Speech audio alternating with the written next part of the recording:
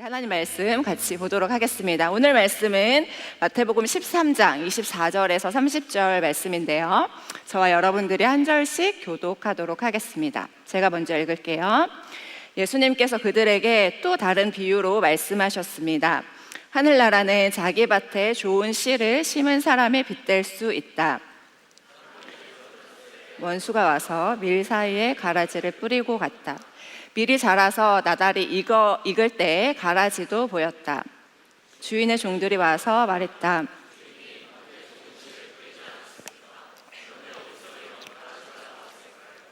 주인이 대답했다. 원수가 그랬구나. 종들이 주인에게 물었다. 저희가 가서 가라지를 다 뽑아 버릴까요? 주인이 대답했다. 아니다. 같이 읽을게요. 추수할 때까지 함께 자라게 놔두라. 추수할 때 내 일꾼들에게 먼저 가라지를 묶어서 불에 태우고 밀은 거두어 곳간에 쌓으라고 하겠다. 아멘. 가슴에 손을 얹고 우리 믿음의 고백을 하고 말씀 듣겠습니다. 제가 먼저 고백합니다. 하나님은 나를 사랑하십니다. 나는 그 사랑 안에 있습니다. 하나님은 오늘 나에게 말씀하실 것입니다.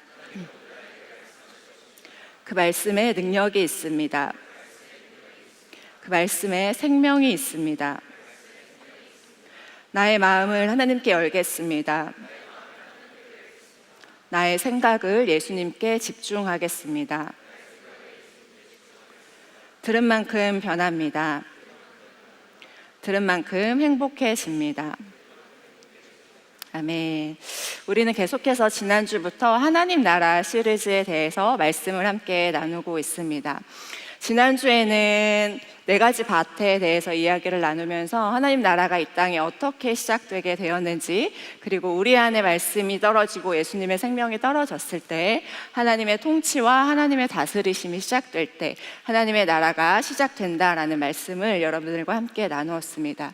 이 말씀을 듣고 한 주간 동안 여러분 세상 가운데 나가셔서 하나님의 나라를 잘 누리시면서 사셨나요? 행복하게 사셨나요? 네, 그런 마음이 많이 있었겠지만 사실 우리가 살아가는 이 세상은 만만치 않죠. 쉽지 않은 한 주간을 아마 사셨을 것 같습니다. 하나님의 나라는 우리 안에서 시작되었지만 사실 하나님의 나라는 우리 안에 멈춰 있는 것이 아니라 이 세상 모든 곳에 임해야 하고, 그리고 임했고, 그리고 완성되어져야 할 나라가 바로 하나님의 나라입니다. 하지만 우리가 살아가는 이 현실은 하나님 나라와는 좀 거리가 있는 것처럼 느껴지죠. 수많은 문제가 있고 고통의 문제가 있고 아픔과 슬픔이 있기 때문이죠. 여러분들, 제가 지난주에도 말씀드렸는데 그 악동 친구들의 음악 중에 그 소문의 낙원이라는 노래 들어보셨어요? 별로 안 들어보셨네요. 요즘에 그 음악이 참 많은 사람들에게 위로를 주고 있다라는 그런 기사를 많이 봤어요. 소문의 낙원이라는 가사가 어떠냐면 제가 잠깐 읽어드릴게요. 잠깐 앉아요. 따뜻한 스프와 고기가 있어요. 너무 좋겠죠? 여러분, 수련회 고기가 있습니다. 어쨌든 고기가 있어요. 소문의 낙원. 떠나야지만 알 수 있는 게 있죠.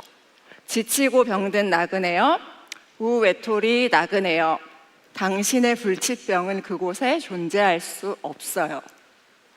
여러분, 가사를 들으면 왜 이렇게 많은 사람들이 이 음악의 위로를 받고 위안을 받는지 조금 알 수 있을 것 같아요.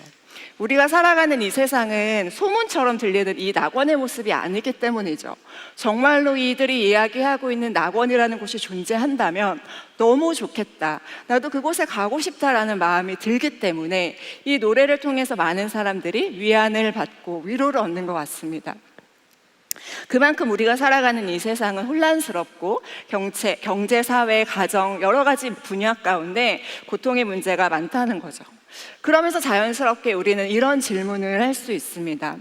예수님이 이 땅에 오심으로 하나님의 나라는 시작됐고, 그리고 우리 각 사람의 심령 가운데, 마음 가운데 하나님의 나라가 시작되었는데, 그런데 왜 이 세상은 이렇게 어지럽고 여전히 혼란스럽고 악의 문제가 가득할 것인가?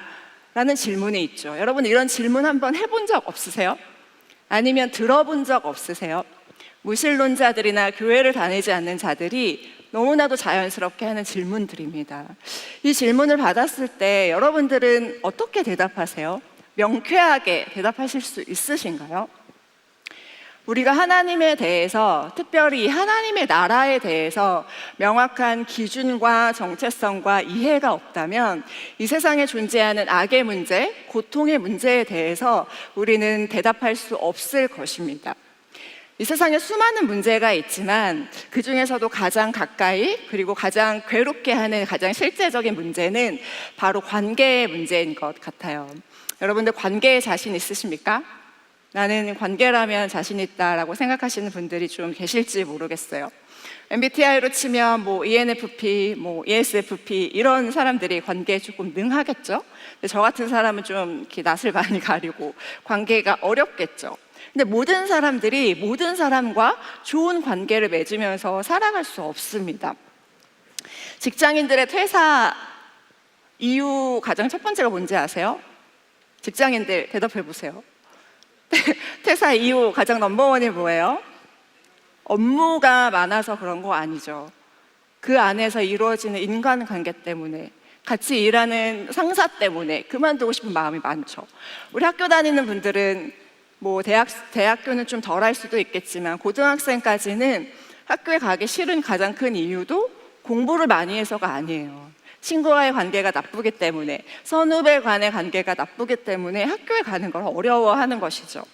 물론 좋은 관계도 많이 있습니다. 우리 넥스트림 공동체처럼 서로 사랑하고 서로 사랑받고 용서하고 용서할 수 있는 이런 공동체, 이런 관계는 우리가 살아가는데 아주 큰 힘이 되어주죠. 그렇지만 이 관계, 인간관계는 나의 선택으로만 할 수 없다는 것에 가장 큰 문제가 있습니다. 내가 아무리 평안을 누리고 싶고 그 사람과 잘 지내고 싶어도 우리의 관계는 이렇게 얽혀있기 때문에 다른 사람의 영향을 받을 수밖에 없다는 거죠. 이 사람이 흔들리면 나도 흔들리고, 이 사람이 문제가 있으면 나에게도 그 문제가 들어오게 되는 것입니다. 제가 말씀을 준비하면서 이 관계라는 게 무슨 뜻일까 한자어로 좀 찾아봤더니, 관계라는 말은 빗장관 묶을개라는 뜻을 가지고 있다고 해요. 빗장을 묶기 위해서 서로 연결되어져 있는 상태라는 거죠. 그러니까 관계는 단순히 내가 너를 알고 너도 나를 알고 해서 멈추는 것이 아니라 아주 실타래가 얽혀있는 것처럼 우리가 살아가는 이 세상 가운데 얽혀있는 그것을 우리는 관계라고 합니다. 사실 이 관계 문제는 온라인상에서는 조금 쉽게 우리가 해결할 수 있을 것 같아요. 그 SNS 리스트를 보면서 마음에 들지 않은 사람을 차단하면 되고, 언팔하면 되고, 손절하면 되지만, 정말로 우리가 살아가는 이 현실 가운데, 오프라인의 세상 가운데서는 이 인간관계가 내 마음처럼 클릭 하나로 해결될 수 없는 문제가 바로 인간관계의 문제라는 것이죠. 사랑하는 여러분, 이렇게 제가 오늘은 관계라는 문제에 대해서 여러분들에게 말씀을 드렸지만, 여러 가지의 문제, 여러 가지 악의 문제, 고통의 문제가 가득한 이 세상 가운데서 우리는 어떻게 하나님의 나라를 누리면서, 그리고 어떻게 하나님의 나라를 완성해 가면서 살 수 있을지, 오늘은 예수님의 두 번째 비유를 통해서 한번 살펴보고자 합니다. 여러분 준비되셨나요? 악이 가득한 가라지의 밭으로 여러분들을 초대하도록 하겠습니다. 한번 들어가 보시죠. 마태복음 13장 24절과 25절 말씀, 여러분들이 큰 소리로 한번 읽어주세요. 시작. 예수님께서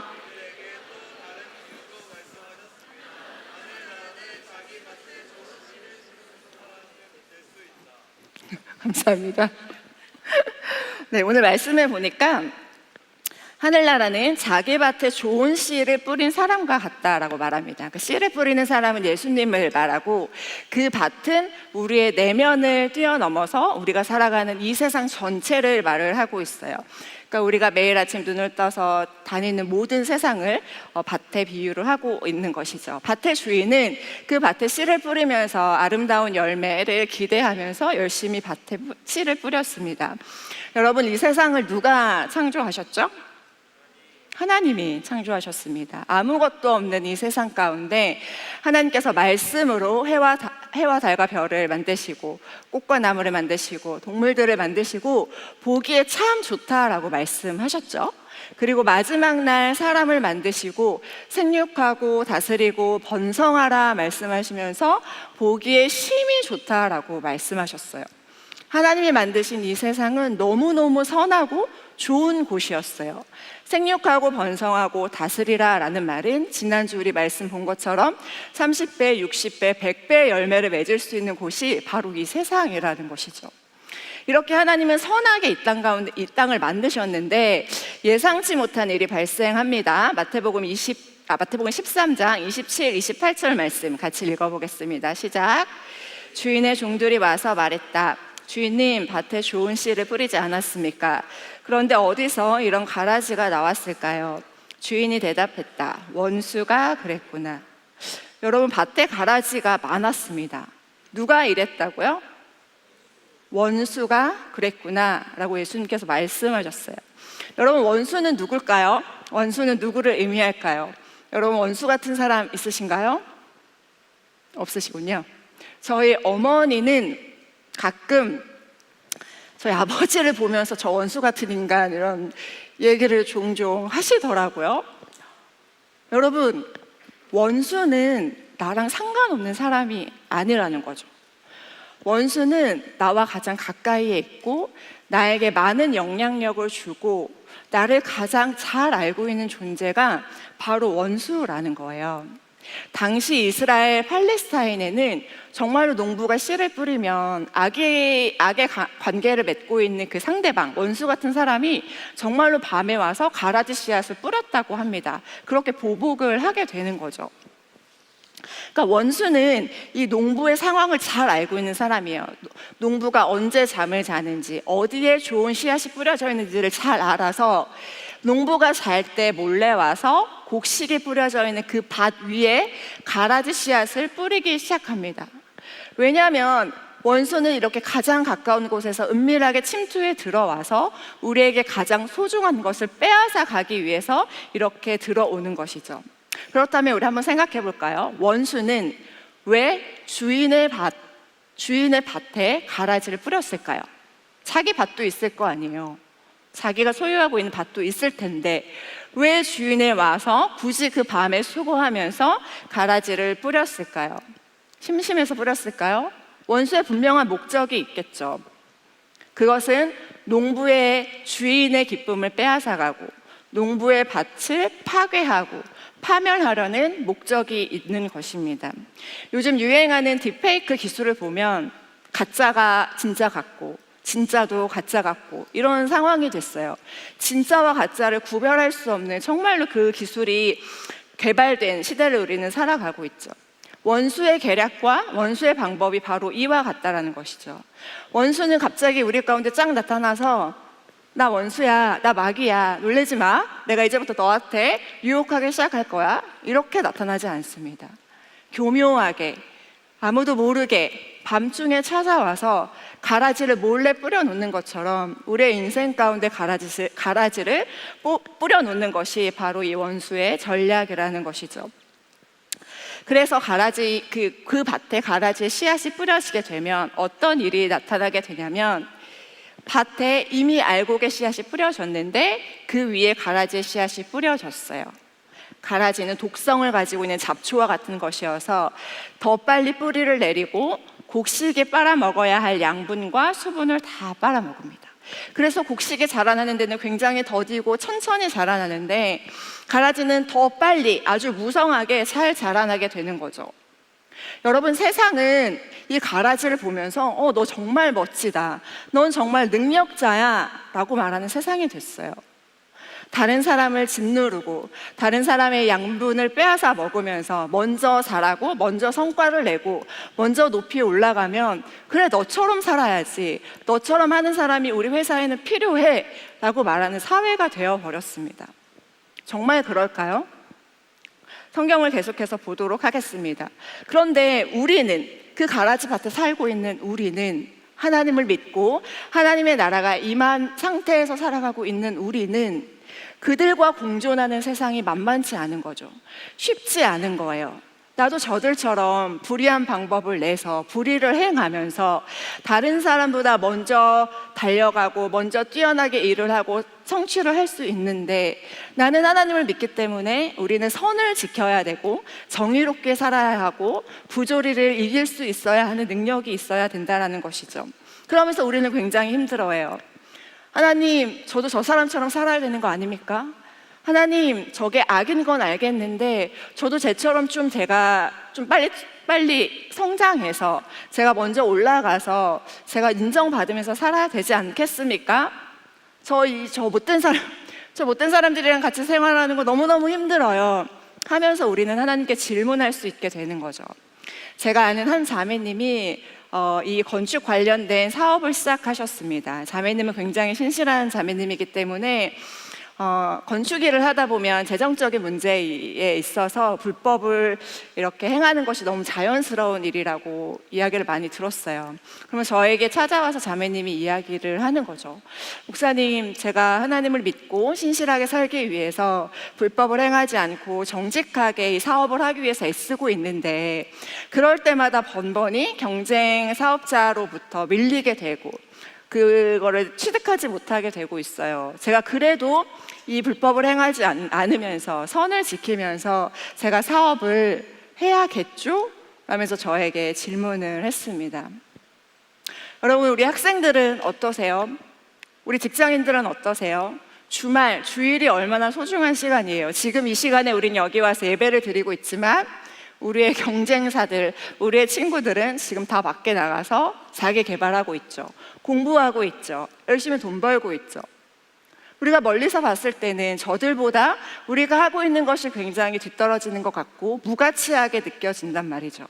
저들의 씨앗은 더 무성하게, 더 빠르게 자라나고 있기 때문이죠. 그래서 마치 우리에게도 너도 저 가라지처럼, 저 능력자 가라지처럼 이 세상 가운데서 그렇게 살아야 한다라는 생각을 하게 하는 것, 이것이 원수의 목적이라는 것입니다. 이것이 원수가 바라는 것입니다. 여러분, 원수의 이 유혹과 이 목적에 속아 넘어가서는 안 됩니다. 주인은 분명하게 얘기하고 있어요. 저 가라지를 원수가 뿌렸구나 라고 이야기를 하고 있어요. 이해할 수 없는 이 종들은 주인에게 다시 한번 이렇게 물어요. 마태복음 13장 28절 말씀도 같이 읽어보겠습니다. 시작. 저희가 가서 가라지를 다 뽑아버릴까요? 라고 물었습니다. 여러분, 이렇게 읽으시면 안 돼요. 제가 읽어드릴게요. 종들이 주인에게 물었다. 저희가 가서 저 가라지를 다 뽑아버릴까요? 예수님, 저희가 가서 저 가라지 다 뽑아버릴 수 있어요. 저 할 수 있어요. 이렇게 말하고 있는 거예요. 그들의 안에 분노가 가득해 있어요. 화가 많이 나 있어요. 어떻게 저거를 보고 가만히 두실 수 있으세요? 저희가 당장 가서 저 가라지를 뽑아버리겠습니다 라고 이야기를 하고 있는 거죠. 여러분, 이것이 우리의 본성입니다. 이것이 사람의 본성, 숨겨진 본성이에요. 우리 마음 가운데는 이런 분노와 조급한 마음이 가득하게 되어 있어요.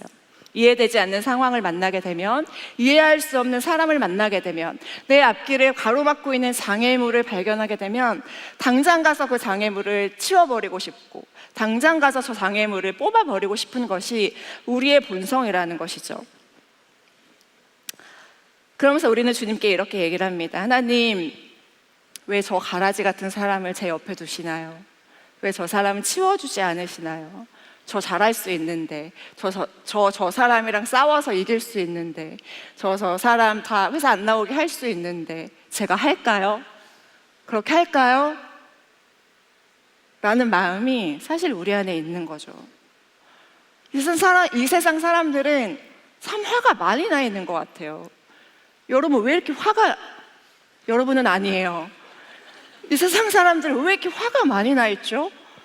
도대체 우리 안에 이 분노, 우리를 화가 나게 하는 것은 무엇 때문입니까? 그것은 하나님에 대한, 그리고 하나님의 나라에 대해서 우리가 오해하고 있기 때문이에요.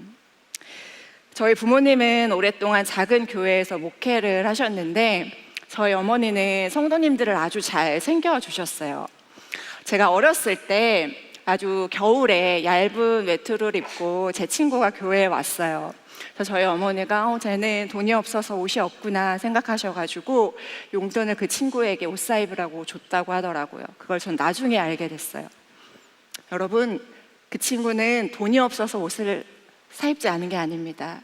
부자였고 저보다 옷이 더 많은 사람이었어요. 멋내기 위해서 그렇게 한 거죠. 그런데 우리 엄마는 그거 모르고 걔한테 옷 사입으라고 돈을 준 거예요. 제가 그 사실을 알았을 때 제 마음이 어땠을까요? 화가 났어요.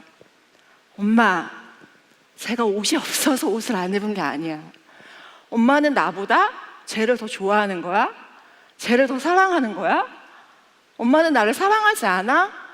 이런 마음이 제 안에 들기 시작하는 거죠. 그러면서 어린 나이에 우리 엄마 진짜 우리 엄마가 아닐 수도 있지 않을까 이런 생각까지 가게 되는 거예요. 여러분, 우리가 하나님 앞에서 이런 마음이 있는 거죠. 하나님은 우리 아버지시라면서요. 전능하신 왕이라면서요. 능력이 많으시다면서요. 근데 왜 저 가라지들을 한 번에 뽑아내지 않으시죠? 왜 내 상황을 바꿔주지 않으시죠? 왜 내 기도를 들어주지 않으시죠? 하나님 도대체 누구 편이에요? 내 편이에요? 제 편이에요? 이런 마음이 우리 안에 가득하다는 거죠. 왜 그럴까요? 우리가 이 하나님의 나라에 대해서 잘못 이해하고 있기 때문이에요. 여전히 우리는 하나님의 나라에 대해서 우리의 낮은 수준으로 이해하고 있기 때문이에요. 내가 살아가고 있는 이 하나님의 나라가 내 마음대로 되고 나를 싫어하는 사람 아무도 없고 내 앞길을 막는 장애물이 아무것도 없는 낙원과 같은 존재, 낙원과 같은 하나님의 나라를 바랬는데 우리가 정말로 살아가고 있는 이 하나님의 나라는 그렇지 않으니까 하나님이 무능력하게 느껴지고 하나님의 존재에 대해서 흔들리게 되고 내가 저런 하나님을 끝까지 믿어야 되나? 라는 고민이 들기 시작하는 거죠. 여러분, 이것이 원수가 가라지를 뿌리는 이유입니다. 하나님에 대해서 의심하게 만들고 하나님에 대해서 신뢰하지 못하게 하는 것. 하나님의 나라는 하나님께서 통치하시고 다스리시는 것이거든요. 그런데 왕 대신 그 하나님의 주권에 대해서 우리는 자꾸 의심하게 되고 하나님이라면 그렇게 하면 안 되죠? 라는 질문이 자꾸 생기게 되는 거예요. 사실 이런 상황 가운데서 가장 분노해야 될 사람은 누굴까요? 주인이죠. 주인이에요. 제가 만약에 이 밭의 주인이라면 종들을 시켜서 당장 가서 가라지 뽑아버리고 저 원수 데리고 와 이렇게 얘기를 했을 거예요.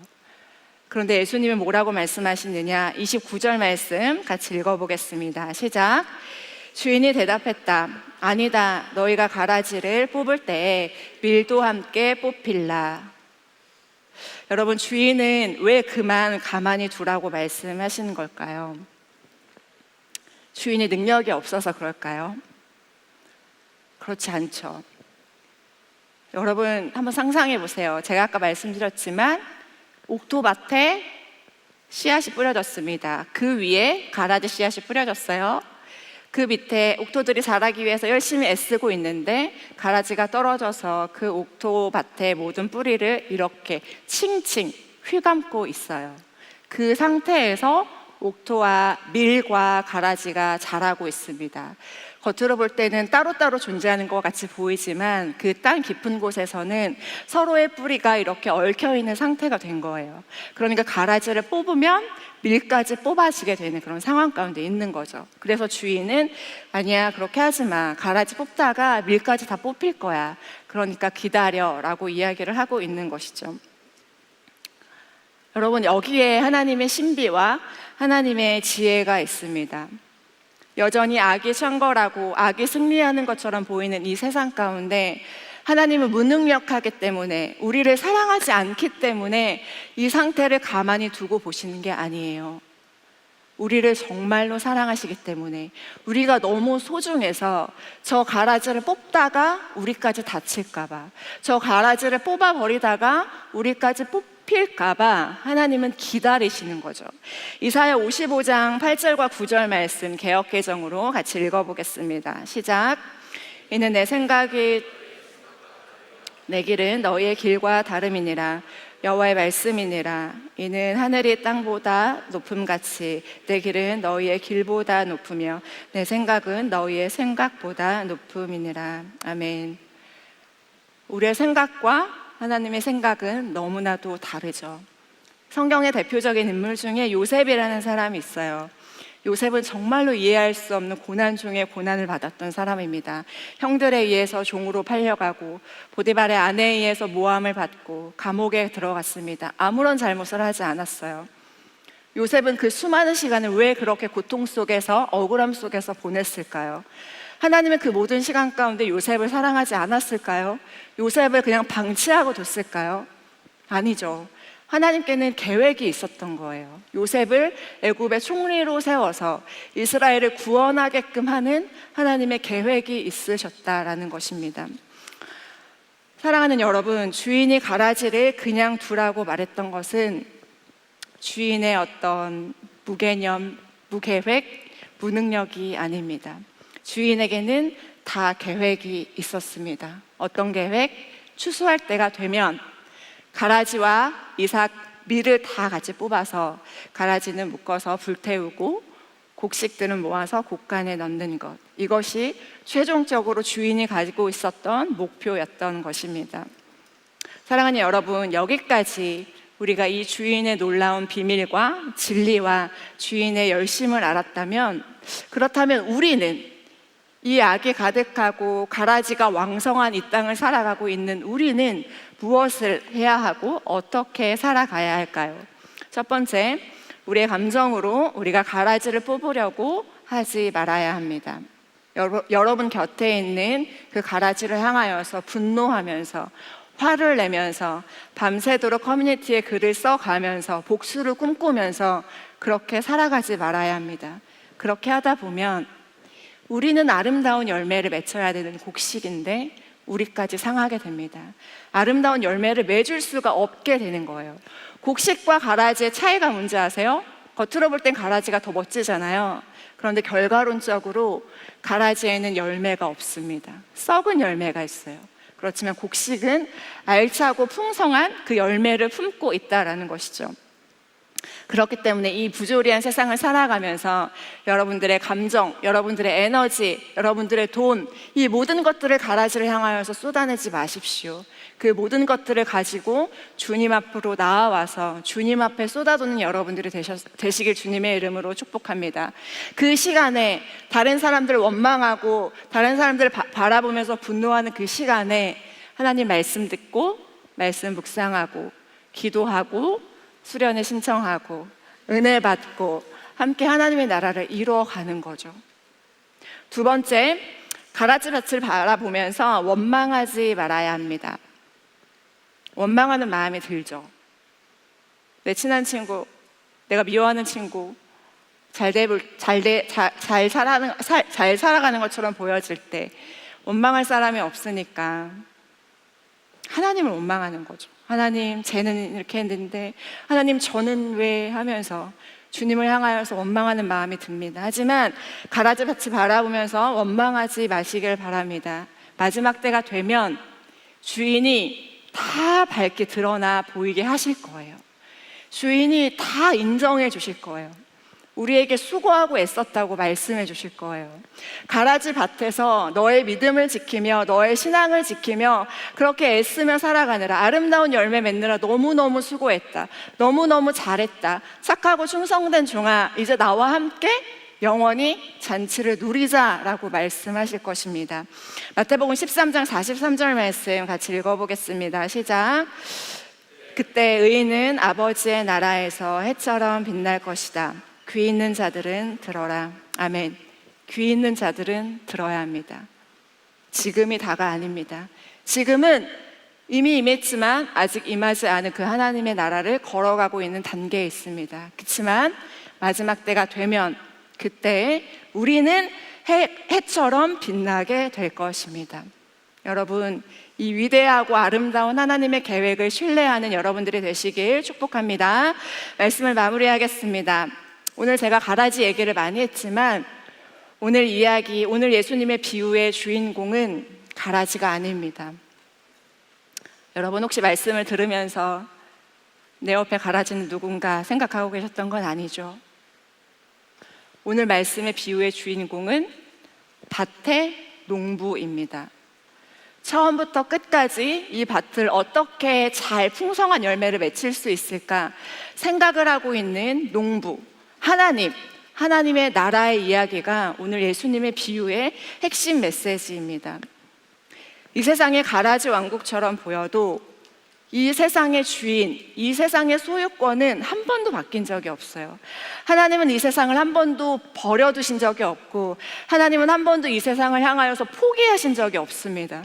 지금도 하나님은 하나님의 열심으로 하나님의 시간을 맞춰서 최선을 다해서 알곡을 위해서 애쓰고 수고하고 계시는 농부라는 것을 우리는 알아야 합니다.